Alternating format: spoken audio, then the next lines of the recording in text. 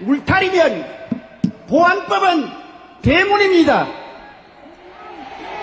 아무리 울타리를 튼튼히 해놓아도 대문을 열어 제껴버리면 안방까지 적이 들어오는 것입니다. 보안법을 우리가 없애버리면 어떠한 일이 일어납니까? 첫째로 북한 노동당에 가입하는 것을 막을 수가 없습니다. 대한민국 땅에서 100주에 북한 노동당에 가입해도 처벌할 수 없습니다. 둘째로 북한 체제와 주체 사상을 마음 놓고 길거리에서 전파해도 중지시킬 수가 없습니다. 셋째로 방송이나 신문에 김정일 정권을 찬양하는 방송이나 글을 적어도 막을 수가 없습니다.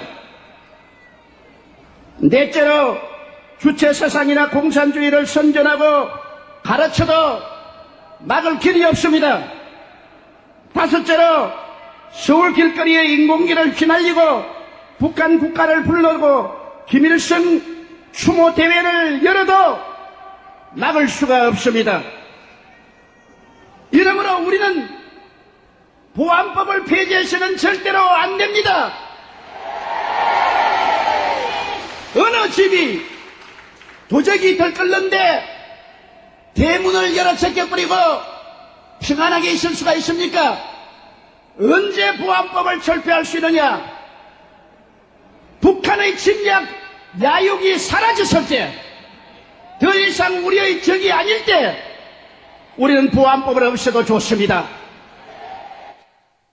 자, 김정건 목사님 영상 이어서 들어주세요. 6.25 때 가족이 죽었습니다.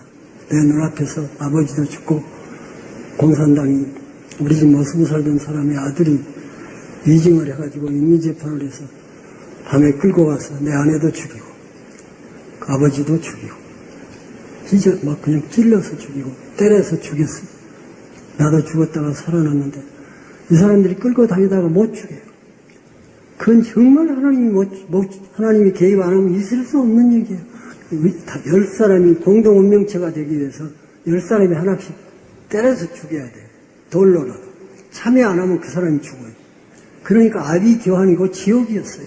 마을 공산당들이 시켜서 강요해서. 지금 만일에 국보법을 없애버리면 이순신 장군 동상 거기 김일성 동상을 세울 겁니다. 그리고 애국가 대신에 김일성 창가를 부를 것입니다. 세상이 이렇게 변해가고 있으면 그때가 되면은 기독교가 있느냐? 아, 중국도 있는데 왜 없어? 아닙니다. 이것은 영의 싸움입니다.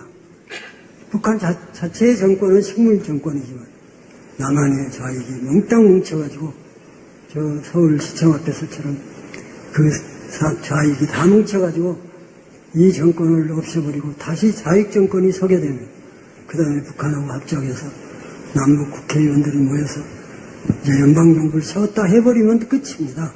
그런 교회는 내 생각에 없습니다. 한국은 세계에서 유일의 나라예요. 특별히 다른 나라는 공산당이 있어도 상관없어요. 그러나 우리나라는 있으면 안 돼요. 그것이 마지막이에요. 무서운 영의 전쟁이에요. 최후의 전쟁이에요. 기독교에 대한 심판이에요. 기독교의 생사가 여기에 달려있어요. 자, 한경지 목사님 영상 한번 들어주세요. 사도 바울은 자기 민족을 사랑한 분입니다. 누구보다도 참 애국의 정신이 강한 분입니다. 이와 같은 애국의 정신은 무엇으로 나타났습니까? 그들의 심령을 구원하고자 하는 간절한 생각으로 나타났습니다. 여러분, 우리가 사실 우리 민족을 사랑하고 그 영혼을 사랑해서 간절히 그 영혼을 구원하고자 하는 마음이 있는 이는 자연히 요새 말하는 사회 구원을 위해서도 헌신하게 됩니다. 사실 개인 영혼 구원 운동과 사회 구원 운동을 분간할 데가 없습니다. 그게 하나입니다. 순전한 복음 운동, 사회 구원 운동, 독립 운동 확산이 되었다 하는 이 사실을 우리는 먼저 기억할 것입니다. 우리 믿는 사람들이 나라를 위해서 사회를 위해서 일할 때에는 안 믿는 사람과도 협력해서 함께 이런 애국운동이나 구국운동을 일으켜야 합니다. 그 이유는 우리나라는 안 믿는 사람이 많고 사실 다수가 아직도 안 믿고, 그러나 그 사람들 가운데 나라를 사랑하는 사람들도 많아요.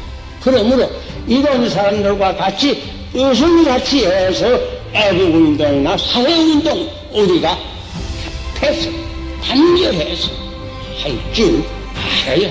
신앙과 애국심은 같은 뿌리에서 나옵니다. 오늘날 우리 애국운동의 목표가 무엇일까?